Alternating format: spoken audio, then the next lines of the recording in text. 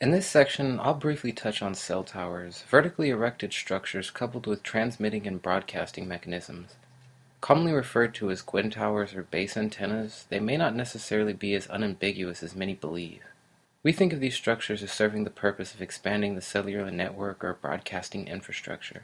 While on the surface this may be true, when we do some deeper investigation, we find that it can not only be unsafe, but may accompany additional applications as well. Radio, cell phone, Wi-Fi, and other transmission modalities can produce various types of invisible energies including ELF, UHF, radio frequency waves, microwave radiation, and electromagnetic radiation. According to the United States Federal Communications Commission, biological effects can result from exposure to RF energy. Biological effects that result from heating of tissue by RF energy are often referred to as thermal effects. It has been known for many years that exposure to very high levels of RF radiation can be harmful due to the ability of RF energy to heat biological tissue rapidly. This is the principle by which microwave ovens cook food. Exposure to very high RF intensities can result in heating of biological tissue and an increase in body temperature. Tissue damage in humans could occur during exposure to high RF levels because of the body's inability to cope with or dissipate the excess heat levels that could be generated. Two areas of the body, the eyes and the testes, are particularly vulnerable to RF heating because of the relative lack of available blood flow to dissipate the excessive heat load. If you live in a large city, you are continually saturated in multiple types of frequencies, bands, waves, and spectrums which, depending on the signal strength and type, have been tangentially linked to the acute onset of stress, anxiety, depression, aggression, fatigue, and headaches. Just a cursory glance at some of the research regarding these emissions reveal a few concerning developments. The Bioinitiative Group, a collaboration of public health professionals, scientists, and researchers, published a report entitled "A Rationale for Biologically Based Public Exposure Standards for Electromagnetic Fields," documenting evidence that connects adverse health effects to the prolonged use of devices that emit such energies. It demonstrated that significant radiation could be measured after only 15 minutes on a cell phone. While cell phone RF wave emissions are said to be low, RF emissions at just slightly higher levels can alter the structure and function of the brain, including brainwave activity that's connected to cognition, mood, and behavior. According to Cancer.org, at very high levels, RF waves can heat up body tissue. This is the basis for how microwave ovens work, but the levels of energy given off by cell phones are much lower and not enough to raise temperatures in the body.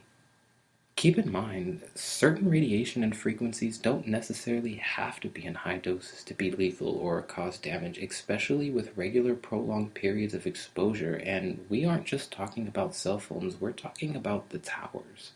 If our cell phones are enough to produce detectable amounts of potentially carcinogenic emissions, it's not a stretch to imagine the possible damage to the towers which provides the device's functionalities may be doing.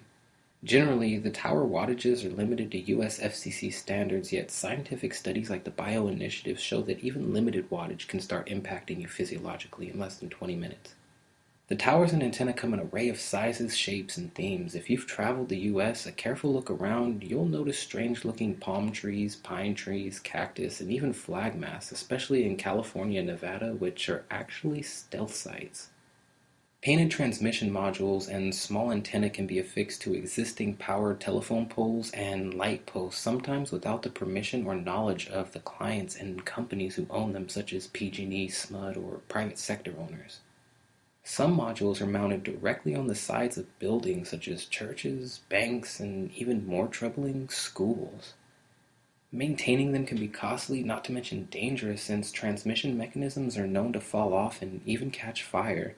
As many as 3 or 4 carriers can be leasing a spot on a tower at once, and the broadband isn't limited to cell phones.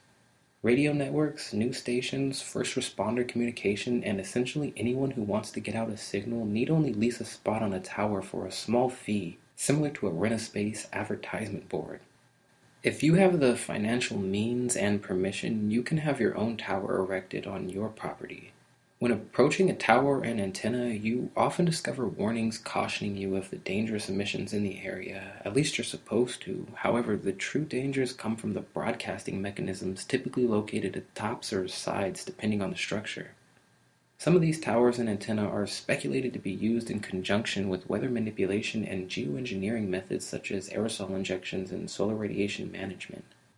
I mentioned it before, but when microparticles of metals are released into the atmosphere via aerosol injections, they remain suspended for hours, allowing the clouds in the sky to become a conductive medium.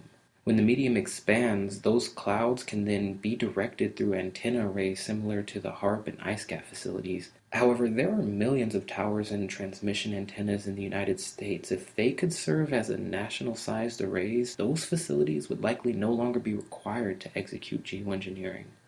Given the proper algorithms for computer-controlled high-gain antennas used in tandem with automatic coherent phase control techniques, these structures could potentially have the capability to be weaponized in some form. Configuring multiple antennas while concentrating this immense energy could serve as a radiation system capable of affecting a targeted area. This goes back to MK Ultra experimentation when the government was putting monkeys to sleep with radar. Keep in mind that not all towers and antennae are emitting harmful emissions. Some towers aren't in operation, and some signal strengths are too weak to even travel across certain distances.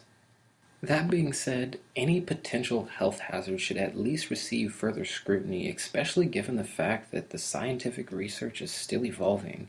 After all, this is the first time in recorded history where humans have been exposed to this continual bombardment of electromagnetic energy fields.